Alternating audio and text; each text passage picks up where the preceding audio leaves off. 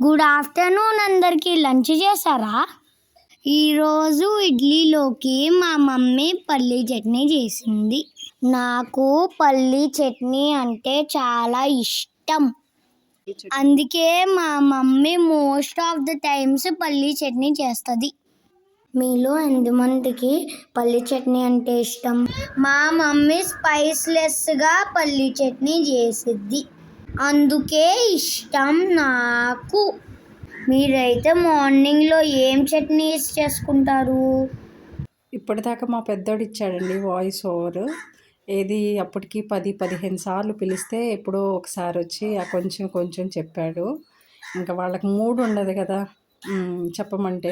ఇది పచ్చిమిర్చితో చేసే చట్నీ అండి. ఇందులో పుట్నాలు కాస్త పచ్చి కొబ్బరి వేసుకుంటే ఇంకా టేస్టీగా ఉంటుంది. ఇంకా ప్రజెంట్ అవి అవైలబుల్గా లేవని వీటితో చేశాను. ఇది కూడా చాలా సింపుల్గా బాగుంది.